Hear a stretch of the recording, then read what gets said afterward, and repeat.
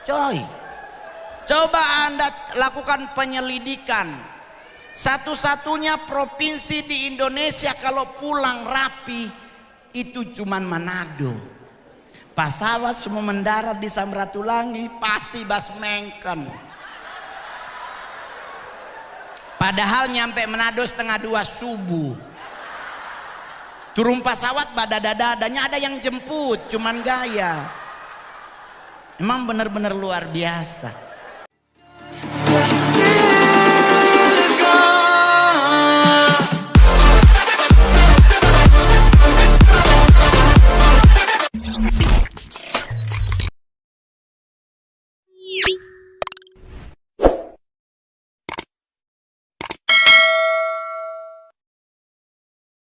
Memang susah. Kita sudah jadi stand up dari 2011, 2014 baru diakui sebagai artis dari Sulut. Dulu orang Manadonya pernah anggap kita artis karena mukanya mendukung. Saya hari ini di Malang, nyampe di Malang seluruh bandara minta foto dengan Mongol. Sampai di Manado nyanda ada. Nggak ada yang minta foto coy. Mongol sampai sengaja itu koper lo lewat 7 kali, siapa tahu ada yang minta foto. Nggak ada. Dan orang-orang Manado memang ombeskov, orang Belanda bilang. Dia lihat pak kita cuma dari jauh. Oh dia bisa kan? Kenapa bawa-bawa kegantengan dan tidak ganteng sih? Bisa itu jelek pak artinya. Coy, coba Anda lakukan penyelidikan. Satu-satunya provinsi di Indonesia kalau pulang rapi itu cuman Manado. Pesawat semua mendarat di Samratulangi pasti Basmengken. Padahal nyampe Manado 1:30 subuh. Turun pesawat badadadadanya ada yang jemput, cuman gaya. Emang bener-bener luar biasa. Saya nggak diterkenal di Manado. Saya punya papa rohani itu Papi Gilbert, yang harusnya dia khotbah, yang datang Om Johan. Sama hamba Tuhan Manado yang luar biasa. Jadi kalau saya suka, kalau udah soal Manado, saya selalu sharingnya ke beliau. Saya bilang, Papi, saya ke Medan bareng Ceribel, saya lebih banyak yang dimintain foto. Kenapa? Karena di bandara sopir taksi semua. Jadi memang sopir taksi bawa foto di Mongol memang katu matching. Iya tak? Di Manado, aduh Bapak di sorga kita sampai setengah stres kan mari orang. Saya sharing sama beliau, saya bilang, Papi kenapa saya nggak ada yang minta foto? Anda tahu Papi Gilbert bilang apa? Mongol, ngana baca kitab Lukas, Yesus pun tidak dikenal di kampungnya. Apalagi ngana Mongol. Oh iya, betul. Yesus kan tidak terkenal di kampungnya, apalagi Mongol. Ya sudah, iyo jo. DP besok kita balas. Kita langsung bilang, kekristenan, agama Islam dan Kristen sepakat ada 3 orang yang gak mungkin masuk surga. Di Al-Quran ada yang dibilang yang tidak masuk surga adalah orang yang berdosa. Ada hadisnya, di Alkitab ada ayatnya. Kedua yang masuk surga itu bencong. Kenapa bencongnya masuk surga? Karena menurut Al-Quran dan Alkitab di surganya ada salon. Jadi kalau bencong masuk surga mau apa di surga? Nya ada kerja yang sudah junior masuk. Yang ketiga yang masuk surga adalah lihat kiri kanan Anda. Adakah orang yang berbadan gemuk? Gode orang Manado bilang. Ngana bilang pada dia nyak masuk ngana. Kenapa orang gemuk nggak masuk surga? Karena Al-Quran dan Alkitab sepakat pintu surga itu sempit. Bakurus ngoni biar masuk. Kalau orang Kristen bilang begini, oh Mongol kita nggak usah lewat pintu, kita pakai pengangkatan. Baca kitab Kolose, 1 malaikat angkat 4 orang, 2 gode 2 kurus, malaikat bataria bos besar dari surga batarianya. Usah ngana bawa, ngana titip jom, nggak usah dibawa, titip. Saya adalah stand up komedian beragama Kristen, dan 2011 saya selalu bilang di TV bahwa saya beragama Kristen. Saya tidak malu karena ini agama saya, kenapa harus malu? Dan yang kedua, saya adalah stand up komedian yang belum pernah ditegur oleh siapapun. Saya belum pernah ditangkap polisi, saya belum pernah ditegur oleh TNI, saya belum pernah ditegur oleh KPI. Tapi saya pernah ditegur oleh gereja. Saya pernah disidang oleh seluruh gereja di Indonesia. Karena kenapa? Karena saya pernah stand up dan itu ada di YouTube. Saya bilang di Indonesia sekarang banyak pendeta bodoh. Pendeta se-Indonesia ngamuk coy. Saya sidang itu di Cikini, Mongol sendiri yang sidang 24 orang. Saya baru tahu bagaimana rasanya Rasul Paulus disidang di depan Mahkamah Agama. Yang sidang Mongol umur paling muda itu 69. Semua seopa-opa. Saya punya alasan kenapa saya bilang banyak pendeta bodoh. Karena pendeta kalau berdoa suka keterlaluan. Selalu minta Tuhan suruh datang. Pernah dengar doanya, Tuhan hadirlah di tempat ini, disuruh datang.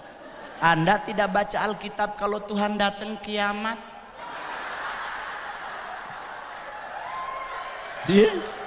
Pernah baca kalau Tuhan datang apa yang terjadi? Kiapa ngana suruh datang. So siap ngana? Tuhan hadirlah di tempat ini, meninggal kita Pak. Nya ada sisa. Jangan dipanggil. Karena Tuhan kita adalah Tuhan bukan tecelup. Cina turun naik bukan kasihan. Pendeta marah-marah loh. Pas saya kasih oh iya benar juga. Anda baca kitab Yohanes, Yesus pergi ke surga menyediakan tempat bagi kita. Betul? Ngana suruh dia turun.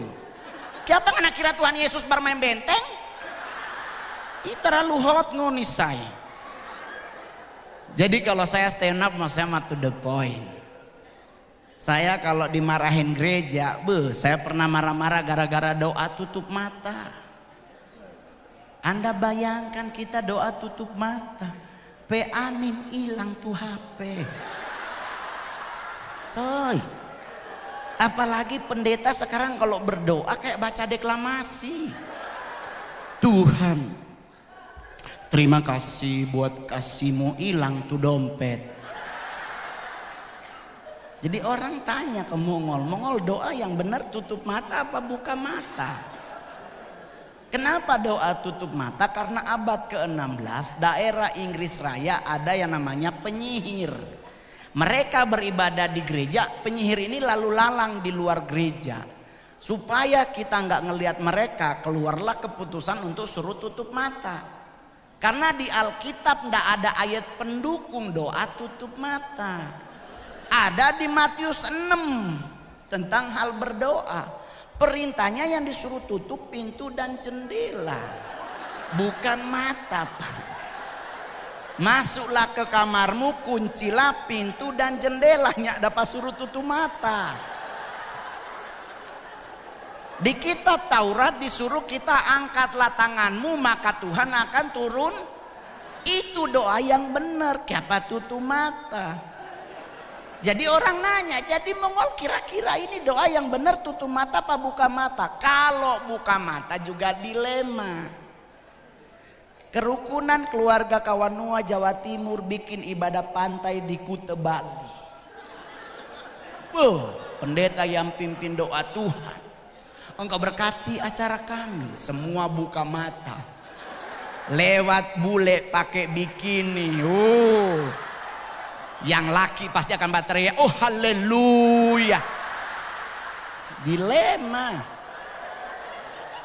Jadi yang benar doa tutup mata apa buka mata? Doa yang benar adalah buka tutup. Karena ada ayat pendukung di Alkitab, berjaga-jagalah dan berdoalah. Satu berdoa, satu jaga. Loh, saya pernah tinggal di asrama di gereja Penster.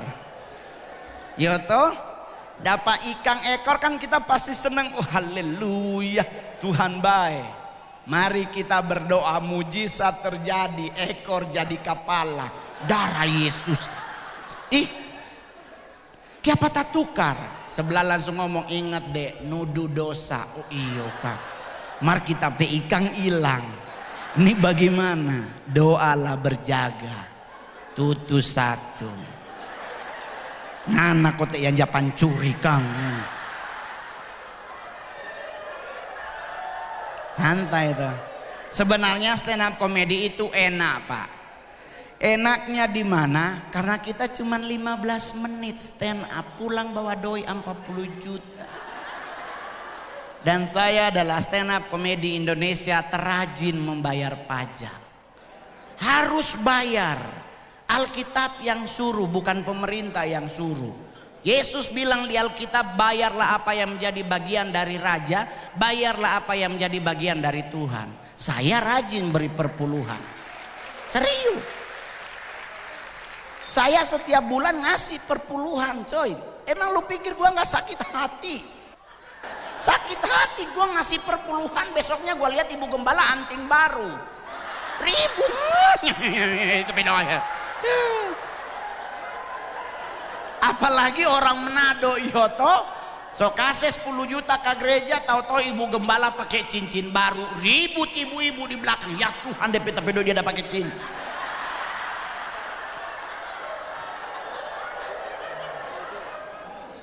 Siapa yang tahu Rica Gorontalo? Rica Gorontalo adalah rica yang cabai yang paling pedas di dunia. Kecil-kecil bau. Apalagi yang hebat, bahkan setan pun, setan tertinggi sekolahnya itu dari Indonesia. Anda boleh nonton semua film horor di negara manapun, belum tentu setannya sarjana.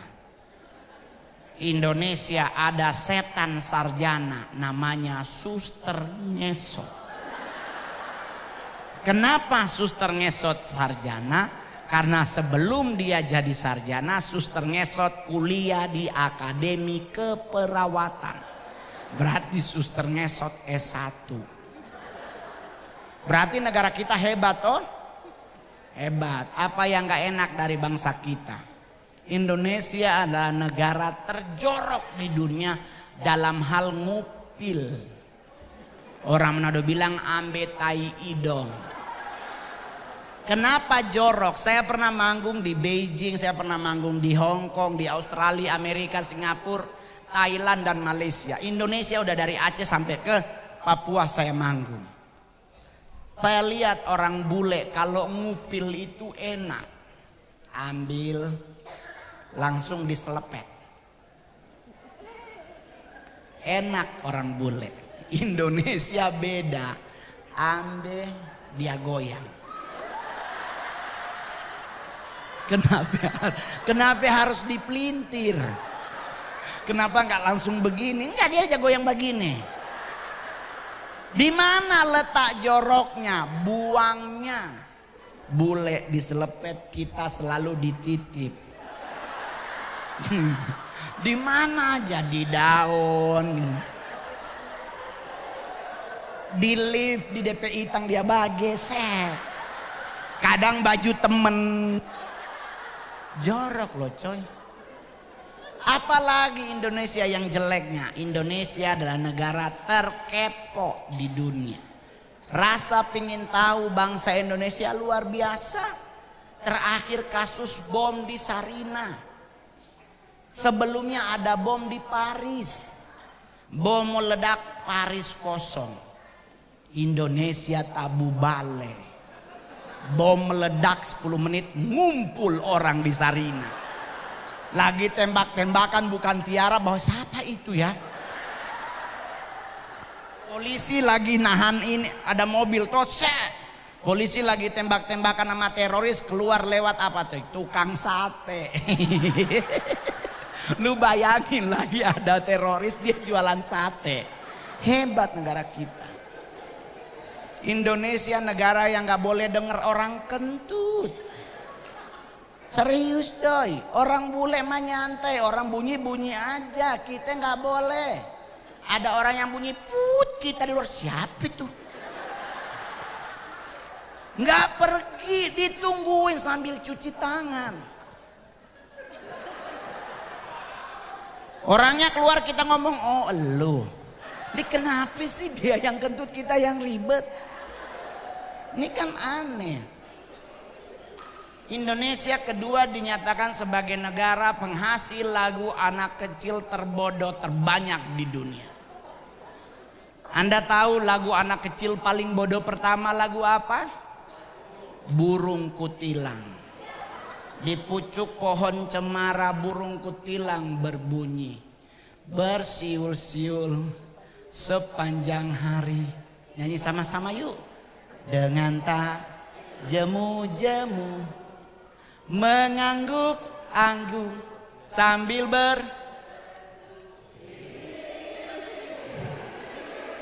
Saya beli tuh burung, bos.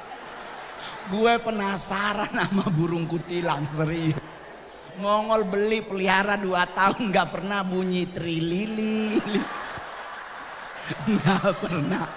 Gak pernah lagu bekeng bodok patorang, beneran. Burung kutilang gak bersiul-siul sepanjang hari, bos. Dia sehari bersiul kali. Jadi kalau dia bersiul-siul sepanjang hari, ini burungnya banapas. Serius. Lagu anak kecil terbodoh kedua adalah menanam jagung. Kita nyanyi sama-sama, cangkul, cangkul, cangkul yang menanam. Saya udah nanya sama petani se-Indonesia, bagaimana cara menanam jagung.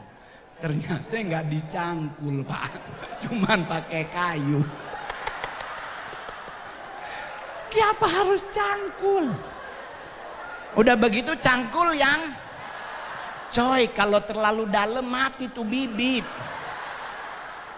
Ngana ini nanam jagung apa nanam jenazah sih sebenarnya? Ini kan aneh. Ada lagi lagu bintang kecil. Bintang kecil di langit yang keluar abis acara, lihat ke atas. Itu langit biru apa hitam? Hitam. Saya di depan presiden, saya pernah stand up waktu masih zaman Pak SBY. Saya nanya lagu Balonku ada 5. Warna pertama warna apa? Merah. Merah kuning kelabu, merah muda dan solimai. Masih ada 1 warna lagi yang belum. Warna hijau. Berarti balonku ada 6 apa ada 5? Ini yang bodoh ngana apa kita? Balonku ada 5 itu warnanya ada 5 enggak 6. Warna pertama warna apa? Hijau. Bukan merah. Yang bikin lagu Balonku ada 5 itu warna pertama hijau. Bintang kecil di langit yang tinggi, bukan di langit yang biru. Buta warna kalau mana bilang itu biru. Balonku ada 5, warna pertama adalah hijau. Tetapi kenapa nih boleh dinyanyikan oleh anak kecil? Efek sampingnya. Meletus balon hijau dor, hatiku. Bayangkan anak umur 5 tahun, cuman gara-gara balon hijau meletus, hatinya kacau. Udah Tuhan nih, apanya ndak beli ulang? Kenapa harus galau? Cuman gara-gara balon. Dan kita sebagai kerukunan keluarga Kawanua Jawa Timur harus mendukung program pemerintah yang namanya menukar kembali tabung gas 3 kilo. Karena menurut penelitian tabung gas 3 kilo gampang meledak. Kenapa beliau gampang meledak? Karena warnanya hijau.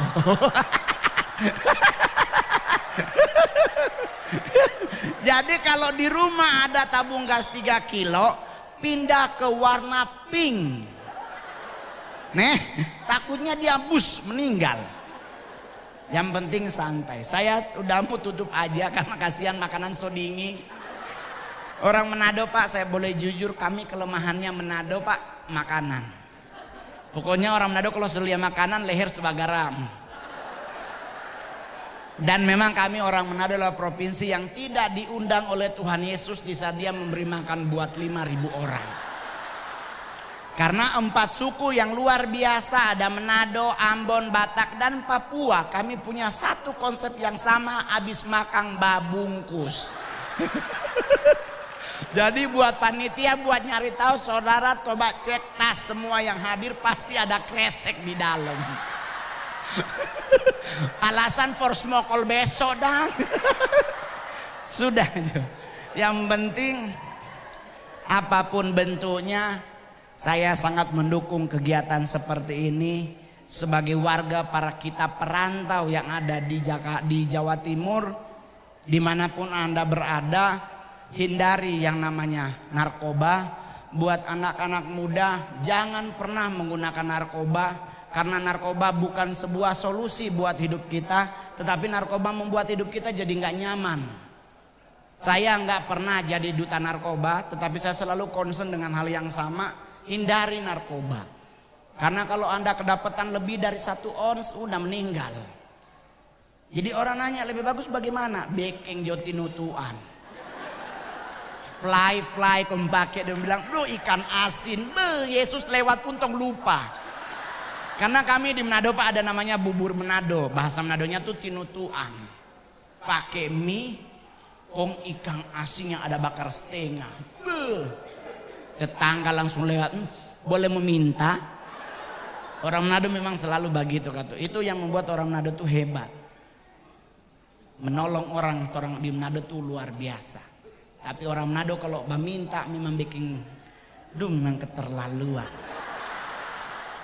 Orang Manado kalau minta Pak, Bapak di sorga semua dia minta. Shalom. Shalom ke apa Ci? Aduh napa kita lupa ke pasar mau tanya, kasihan ada rica. Oh ada, kalau ada yang tomat yang bawang lene. Yuh minta cabe Pak sama tomat sama bawang. Ini lu mau minta apa sebenarnya? Bilang juga kalau mau bikin dabu-dabu. Boleh minta rica, mar kalau ada tomat dan bawang leh. Ini tuh Manado.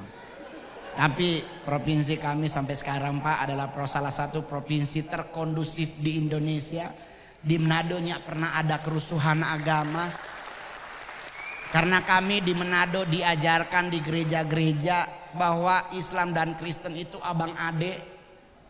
Karena dari satu keturunan Nabi, ya kalau orang Kristen bilang Abraham, orang Islam bilang Ibrahim. Punya anak 2, yang satu namanya Ishak, yang satu Ismail. Orang jalurnya Ishak, Islam jalurnya Ismail. Satu papa beda mama, menurut orang Manado itu kakak adik. Oleh sebab itu jangan bakalai. Ya toh? Nah, jadi orang Manado yang di perantauan jangan bakalai. Damai itu indah. Nanti kalau polisi tangkap Pak damai Jone. Dapat hilang, bilang Pak kan prinsip. Damai itu indah, boleh. Taat pada aturan. Saya membayar pajak sampai sekarang tetap taat. Kalau kita mau boleh jujur, aduh stres, serius. Tapi dengan saya membayar pajak, saya membayar apa yang menjadi milik Tuhan, saya bisa diberkati Tuhan. Pulang ke Manado kasihan, yang berhasil di perantauan bangun Sulawesi Utara. Ya toh? Biar kedepannya Tompe provinsi lebih hebat lagi. Sekarang saya minta dukungan teman-teman dari kerukunan keluarga Kawanua Jawa Timur. Mari kita sama-sama masukin kembali Bunaken sebagai daftar kunjungan wisata. Serius, Bunaken so dihapus. Karena kata so jorok, so kotor dan sebagainya. Sekarang Bunaken so bersih. Sebagai orang Manado asli, yuk kita sama-sama masukkan Bunaken sebagai tujuan wisata di Indonesia. Amin. Amin. Coy, di Manado semua ada. Terakhir yang makan babi coba angkat tangan. Yang makan babi coba angkat tangan. Nggak usah malu. Yang makan babi angkat tangan. Oke, buat yang nggak makan babi jangan marah ya. Ini materi khusus yang makan babi. Kehebatan orang Kristen dilihat dari dua hal. Pertama, karena dia punya juru selamat namanya Yesus Kristus. Kedua, karena kita makan babi. Kenapa orang Kristen harus makan babi? Karena di Alkitab Yesus pernah ngusir setan di Gerasa. Tuh setan masuk di mana? Berarti babi ada apa? Ngana makan babi, ngana makan apa? Selesai. Maaf Pak ya. Jadi Pak, maaf ya Pak, kami di Manado nggak pernah ada penampakan pocong Pak. Nggak pernah ada penampakan macam-macam, karena di Manado babi dia makan. Setan langsung berpikir, oh Tuhan tapi omak dia makan, nggak usah muncul. Asik. Jadi kalau kita ketemu setan Pak, nggak usah marah, nggak usah stres. Orang Islam kalau ketemu setan dibacain ayat kursi. Orang Kristen ketemu setan ditengking dalam nama Yesus. Padahal buat musir setan paling pertama yang harus Anda lakukan adalah tanya dulu setannya agama apa. Jangan langsung baca.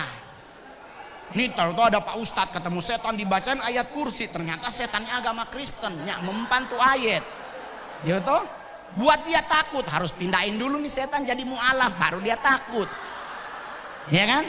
Jadi orang nanya, mau usir setan bagaimana Mongol? Simple. Suster ngesot adalah setan yang paling aneh di Indonesia. Dia cacat, kasihan. Karena dia ngesot. Ya kan Pak, dia kan ngesot. Kenapa kita harus pingsan? Kan tinggal jalan cepat, susternya nggak bisa ngikut kan? Lu tinggal aja Pak, nggak usah darah Yesus, nggak usah sih, tinggal dia ada pariki. Kalaupun dia nyampe rumah, suster ngesot nggak bisa ngapa-ngapain, gagang pintu ketinggian. Dia minta dong bukain dong. Jadi suster ngesot cuman ada di rumah sakit, nggak pernah nyebrang ke rumah. Anda bisa bayangkan suster ngesot di rumah sakit Koja Tanjung Priuk, mau nakutin orang di Jalan Warakas. So keluar rumah sakit dia lagi ngesot, saya goblok ada kontainer, dia balik lagi. Dia mau ngesot lagi, kontainer lagi, sampai subuhnya lewat-lewat. Nyampe di Warakas di rumah orang nggak nakutin bos, paling dia minta betadin. Kenapa? Paku beling, paku beling, beling paku. Karena kan jalan Indonesia kan penuh dengan beling. Pocong Pak. Kalau ada di Malang pocong muncul, gak usah dibacain ayat kursi atau ayat Alkitab. Kenapa? Karena pocong itu telinganya kiri dan kanan ada kapas. Jadi dia gak denger. Ada kapas di dalam. So itu pocongnya pernah teriak panas-panas, dia kan santai. Karena dia gak denger. Apa yang ditakuti oleh pocong? Portal. Sepinggang batu pocong nggak bisa lewat, terlalu tinggi dok. Dia pulang Tuhan. Jadi santai. Sudah ya. Makin mahal soalnya. Makin mahal kalau undang Pak Mongol. Kita Pak diundang makan siang. Pak Jokowi ambil nasi secentong, nggak mungkin kita ngambil 2 centong Pak. Ikut-ikutan secentong. Makan Pak, ternyata enak banget. Lihat-lihatan kita, maaf saya Manado, mau Batamba bingung. Ini bagaimana? Di meja makan pas pampres coy. Selesai nggak bisa nambah, foto bersama. Selesai saya pulang, saya bilang Pak boleh bungkus nggak? Enak soalnya satu. Oh jadi lucu, jadi keren. Sudah, yang penting abis ini kita doa makan. Yang pimpin doa, tolong doa makan jangan lama. Manado kalau doa makan sampai presiden dia doakan. Tuh ikan mas coba putar dari tadi solala belum amin amin. Jadi doa Alkitabiah jangan bertele-tele, to the point Jo. Yang penting hari ini kita merayakan Paskah, kehebatan Paskah bahwa Yesus benar-benar bangkit. Kalau dia bangkit berarti dia Tuhan buat orang, dia sah juru selamat buat orang. Nggak usah khawatir menghadapi apapun, selama orang ikut Tuhan pasti Tuhan bela tompe hidup. Amin. Terima kasih, Tuhan Yesus memberkati. Shalom, selamat malam.